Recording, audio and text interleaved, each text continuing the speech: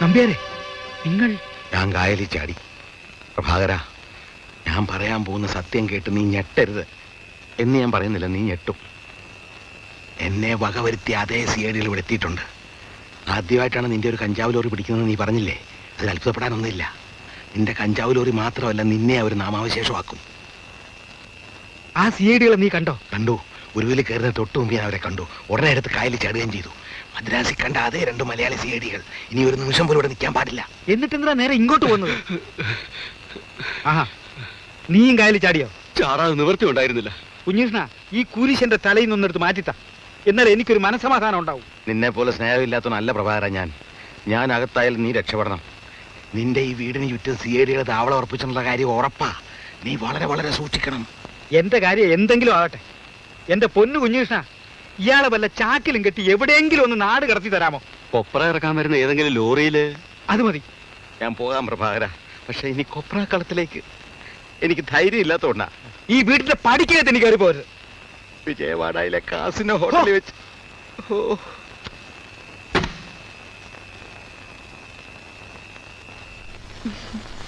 ഇതുപോലുള്ള എത്രയോ നിവേദനങ്ങൾ നേരത്തെ കൊടുത്തിട്ടുള്ളതാ. ശരിയായിരിക്കാം, പക്ഷെ ശോഭയ്ക്കറിയോ, കഞ്ചാവ് ലോറി പിടിച്ചേ പിന്നെ എനിക്ക് ഊക്കം പേരാ. കൊലപാതകം തെളിയിക്കണമെങ്കിൽ ഈ പ്രശ്നം പരിഹരിച്ചേ പറ്റൂ എന്ന് മിനിസ്റ്ററോട് ഞാൻ തീർത്തു പറഞ്ഞു. ഒന്ന് ശ്രമിച്ചു നോക്കുന്നുണ്ടെന്താ? ഇതിലൊരു ഒപ്പിട്ടെ. ബാക്കിയൊന്നും ശോഭ അറിയുകയും വേണ്ട, അന്വേഷിക്കുകയും വേണ്ട. വന്നേ.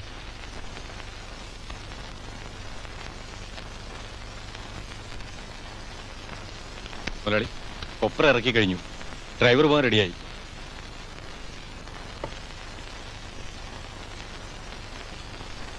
ഞാൻ നിന്നെ ഒരുപാട് ബുദ്ധിമുട്ടിച്ചു. അതൊന്നും സാരമില്ല അനന്ത. മംഗലാപുരത്ത് എത്തിയോ നീ രക്ഷപ്പെട്ടു. ദേവഗൌഡ കള്ള പാസ്പോർട്ടിന്റെ ആശാന. ഞാൻ നിനക്ക് കുറെ രൂപയുടെ നഷ്ടവും വരുത്തി. വിജയവാഡയിലെ കാസിനോ ഹോട്ടലിൽ വെച്ച്. ഒന്ന് വേഗം പുറപ്പെടാൻ നോക്ക്. ഈ ലോറി ഡ്രൈവർ മലയാളിയാണോ? അതെ, മലയാളിയാ. ഒന്നും പേടിക്കാനില്ല. ഞാൻ ജയിലിൽ ചാടിയ കാര്യം അതൊന്നും പറഞ്ഞിട്ടില്ല അനന്ത. ഞാനവിടെ ചെന്നവണ്ണെ കത്തയക്കാം. ആ, കത്തൊന്നും അയക്കണ്ട, അത് അപകട. വാ, വേഗം പോകാൻ നോക്ക്.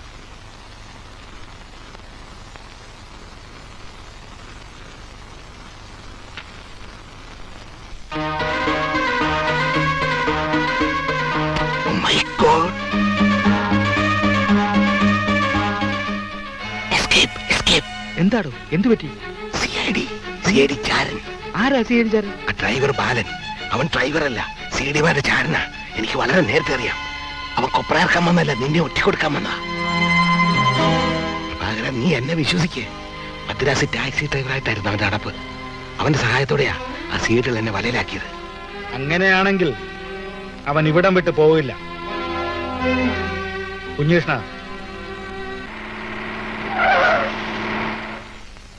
എന്താടാ നിങ്ങൾക്ക് അമ്മയും പെങ്ങളൊന്നും കാണണ്ടേ? ഇറങ്ങടാ, ഇറങ്ങടാ.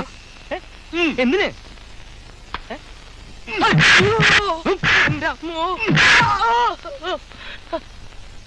നിർത്ത് നിർത്ത് നിർത്ത്. എന്തിനാ എന്നിട്ട് ഇങ്ങ് തല്ലണേ? ഞാൻ എന്ത് തെറ്റാ ചെയ്തേ? തടി മിടുക്കുന്ന എന്ത് തോന്നിവാസം കാണിക്കേ? ഇതിപ്പോ ഇടയ്ക്കിടയ്ക്ക് എനിക്ക് ഇനി കിട്ടുന്നുണ്ടല്ലോ. എവിടെയാ നിന്റെ സിഐഡികൾ? ഏത് സിഐഡി?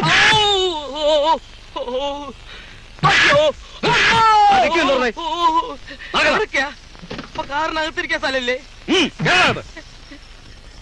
നിങ്ങളാരും വരുന്നില്ലേ?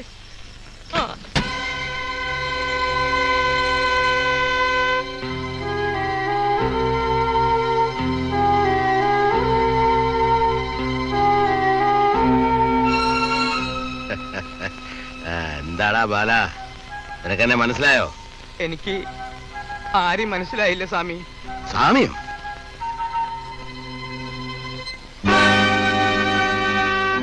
നമ്പ്യാർ സാറോ?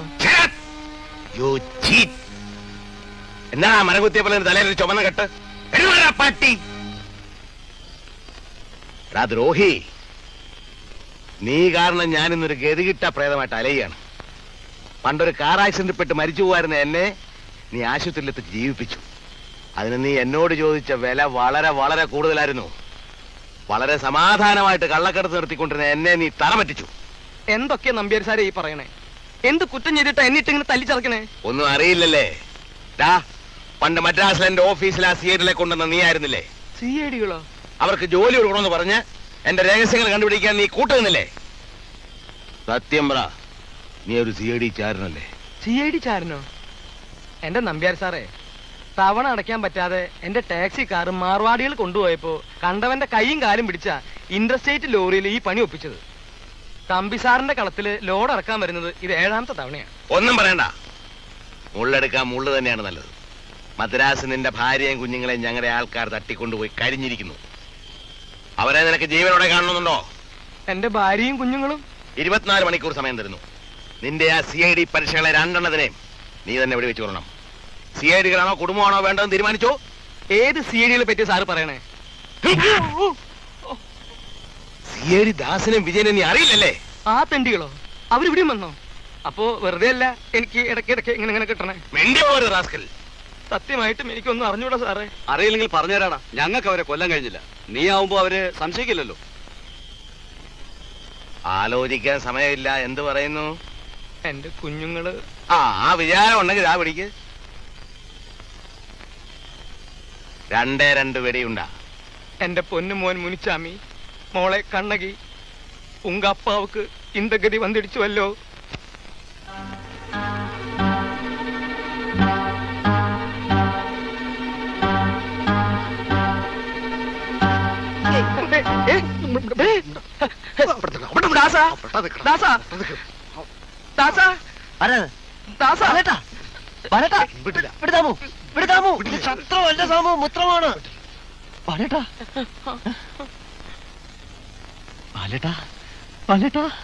ദാമു, ഇതാണ് ഞങ്ങളുടെ എല്ലാമായ ബാലേട്ടൻ. മദ്രാശിയെ വെച്ച് ഞങ്ങളുടെ പട്ടിണി മാറ്റിയ, ഞങ്ങൾക്ക് ജോലി വാങ്ങി തന്ന ബാലേട്ടൻ. സാറ് വന്നില്ലായിരുന്നെങ്കിൽ ഞാൻ ഇയാളെ കൊന്നേനെ. ബാലേട്ടാ, ഈ വീട്ടിൽ ഞങ്ങൾ സദാ ജാഗരൂകരാണ്. 1-2 ആക്രമണങ്ങൾക്ക് ശേഷം ഉണ്ടാക്കിയ ഒരു സംവിധാനമാണിത്. സേടുകളായത് പിന്നെ ഞങ്ങൾക്ക് ബാലേട്ടനെ കാണാൻ ഒത്തില്ല. ട്രെയിനിങ് കഴിയുന്നതിന് മുമ്പ് ഒരു കേസ് അന്വേഷണത്തിന് വേണ്ടി ഇങ്ങോട്ട് പോരേണ്ടി വന്നു. ദാമു, ചായ കൊണ്ടുവാ. ഞങ്ങൾ എല്ലാ വിജയത്തിന്റെ ആണിക്കല്ല് ബാലേട്ടനാ. ആ ബാലേട്ടന്റെ ആണിക്കല്ല് ഇളകിയിരിക്കുക. ആരിളക്കി? എങ്ങനെ ഇളക്കി? അതങ്ങനെ ഇളക്കാൻ ഞങ്ങൾ സമ്മതിക്കില്ല. ഞങ്ങളത് ഉറപ്പിച്ചു തരും. ഇന്ന് കാണുന്നവനെ നാളെ കാണില്ല. 2-4 ദിനം കൊണ്ടൊരുത്തനെ തണ്ടിലേറ്റി നടത്തുന്നതും ഭവാൻ. എന്ന് വെച്ചാൽ വട്ടായി പോയെന്ന് തോന്നുന്നു. ബാലേട്ടന്റെ മാനസികാവസ്ഥക്ക് എന്തോ പ്രശ്നമുണ്ടെന്ന്. അത് തന്നെയാ വേറൊരു ഭാഷയിൽ ഞാൻ പറഞ്ഞത്, ഭ്രാന്താണെന്ന്. ദാസ, ഈ ചെക്കൻ എനിക്ക് നേരത്തെ ഇഷ്ടല്ലാട്ടോ. ബാലേട്ടൻ പോയി കുളിക്കേ, എന്നിട്ട് വിശേഷങ്ങളൊക്കെ പറയാം. വേണ്ട, ഞാൻ കയ്യിൽ വെച്ചോളാം. വേണ്ട, വിട്ടോ, ഞാൻ കയ്യിൽ വെച്ചോളാം. വേണ്ട. എന്താ അതിനകത്ത് ബോംബോ തോക്കോ വല്ലതും ഉണ്ടോ? ബാലേട്ടൻ പോയി കുളിക്കേ. കുളിക്കുന്നത് നെല്ലിക്ക വെള്ളത്തിലാവുന്നതാണ് ഒന്നുകൂടെ നല്ലത്. ദേ, എന്റെ കയ്യിൽ നിന്ന് കിട്ടും.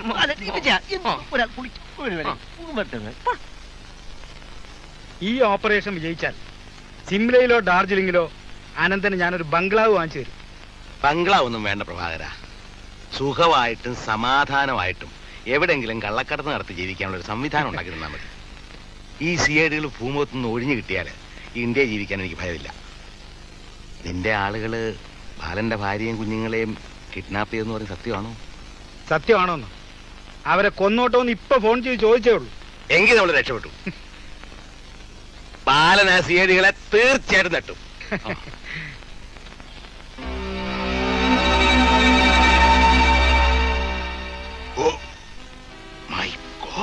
എന്താ എന്താ കാര്യം?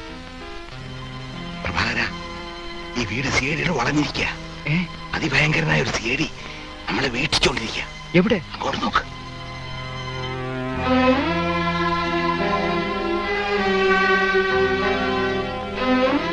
ഇതാണോ സിഐഡി? ഇയാളാ വീട്ടിൽ അടുത്ത കാലത്ത് താമസമായ ഒരു മഹാസാധുവാ. എല്ലാ സിഐഡികളും സാധുക്കളെ പോലെ ഇരിക്കും. നിന്റെ കഞ്ചാവ് ലോറി പിടിച്ച് തടിയും താടിയുള്ള ഒരുത്തനാണെന്നല്ലേ ഡ്രൈവർ പറഞ്ഞത്? അയാൾക്ക് തടിയും താടിയില്ലേ? നോക്ക്. നമ്പ്യാരെ, താൻ എന്നെ ഇങ്ങനെ ഒരുമാതിരി പേടിപ്പിക്കാതെ. പേടിക്കാതെ നിവൃത്തിയില്ല പ്രഭാകര. സിഐഡികളുടെ ലക്ഷണം കണ്ടാ എനിക്കറിയാം. ആ തടിയൻ തമിഴ്നാട് സിഐഡികളുടെ കൂട്ടാളി തന്നെ. ഡെയിലിയാടി ഇവന്റെ അടുത്ത് തന്നെ വന്നത് വിട്ടിത്തതായി പോയല്ലോ. ഈശ്വര, തനിക്ക് അഭയം തന്ന ഞാനാ വിട്ടി. എവിടെയെങ്കിലും പോയി തൊലഞ്ഞൂടെ തനിക്ക്? ഇനി തൊലയുന്നത് നമ്മൾ രണ്ടുപേരും ഒരുമിച്ചായിരിക്കും. അതെ സർ, സത്യമാണ്. ഗവേഷക ലോകത്തെ അമ്പരപ്പിക്കുന്ന സത്യം. ഞാനൊരു ആഞ്ഞിലി മരത്തിൽ ഒരു മാടം കെട്ടി ഫോട്ടോ എടുത്തു. ഫോട്ടോയിൽ പക്ഷിയുടെ ഇരട്ടക്കൊക്കുകൾ പതിഞ്ഞിട്ടുണ്ട്.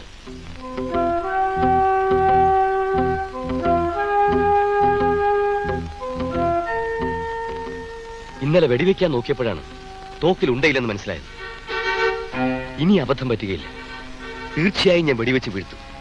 ഇതുവരെയുള്ള എല്ലാ രഹസ്യങ്ങളും എന്റെ ബ്രീഫ് കേസിലുണ്ട്. മറ്റെന്തെല്ലാം നഷ്ടപ്പെട്ടാലും ബ്രീഫ് കേസ് വിട്ടുകൊടുക്കില്ല. ഏത് നിമിഷത്തിലും ഇനിയും ഒരു ആക്രമണം ഉണ്ടായേക്കാം. അതുകൊണ്ട് സ്ഥലം വിട്ടേ പറ്റൂ. സാറ് കാലത്ത് കാറുമായി വരണം. എത്രയും പെട്ടെന്ന് ഈ ബ്രീഫ് കേസിലെ രഹസ്യങ്ങൾ എനിക്ക് ഈ ലോകത്തിന് കാട്ടിക്കൊടുക്കണം.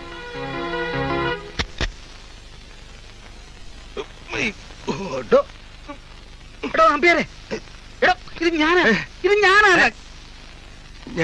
ഞാൻ വിചാരിച്ചു വല്ല സീഡുമാരും ആയിരിക്കുന്നു. ഏടികൾ തയ്യാറെടുത്തു കഴിഞ്ഞു.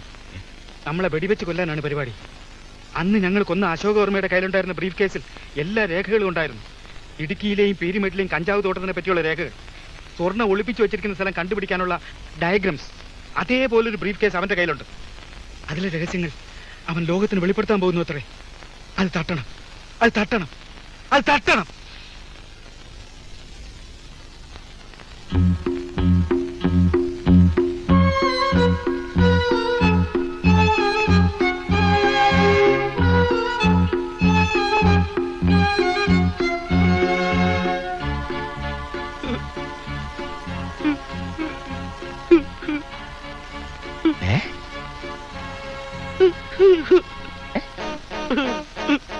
ബാലേട്ടാ, അത് തോക്കാണത് പൊട്ടും.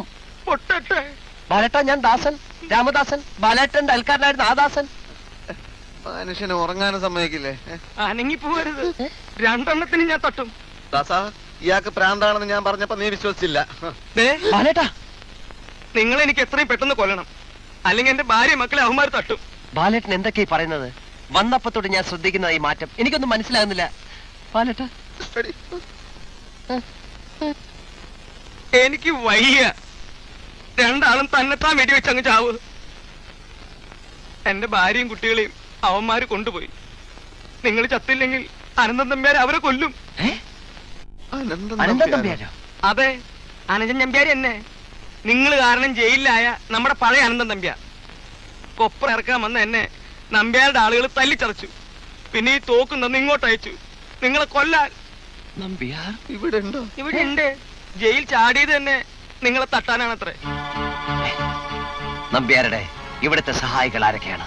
അതൊന്നും എനിക്കറിയില്ല. ഒരു തടിയൻ കാലമാടനാ എന്നെ തല്ലിയതും ഈ തോക്ക് തരിച്ചും ഒക്കെ. തടിയൻ? കുറച്ച് കഷിന്റെയൊക്കെ ആയിട്ട്? ആ അതന്നെ. ഓഹോ, ഇനിയൊന്നും ആലോചിക്കാനില്ല. നമുക്കെല്ലാ തെളിവുകളും കിട്ടിക്കഴിഞ്ഞു. എന്ത് തെളിവ്? നമ്മളെ കൊല്ലാൻ തൂക്ക് കൊടുത്തയച്ചത് ആ തടിയനാണെന്ന് ബാലേട്ടനെ കൊണ്ട് കോടതിയെ നമുക്ക് ബോധ്യപ്പെടുത്താം. അവനെ അറസ്റ്റ് ചെയ്ത് എല്ലാ കുറ്റങ്ങളും നമുക്ക് സമ്മതിപ്പിക്കാം. വിജയ, സർക്കിളിൽ ഫോൺ ചെയ്യ്. ആവശ്യമുള്ള വാഹനങ്ങൾ, വെടിയുണ്ടകൾ, ബോംബുകൾ ഒരു ഏറ്റുമുട്ടൽ താനായിക്കൊള്ളൂ. ഈ നേരം വെളുക്കറായ നേരത്തെ വിളിയടാ. ഈ പ്രഭാതം ആ തടിയന്റെ അവസാനത്തെ പ്രഭാതമായിരിക്കും. സൂര്യരശ്മി കടക്കാത്ത ഇരുട്ടറയിൽ നിന്ന് ഇനിവരെ മോചനമില്ല. സമയമാം രഥം മുന്നോട്ട് നീങ്ങിക്കൊണ്ടിരിക്കുകയാണ്. ബാലേട്ടൻ ഒന്നുകൊണ്ട് ഭയപ്പെടണ്ട. ബാലേട്ടന്റെ ഭാര്യയ്ക്കും കുട്ടികൾക്കും ഒന്നും സംഭവിക്കില്ല.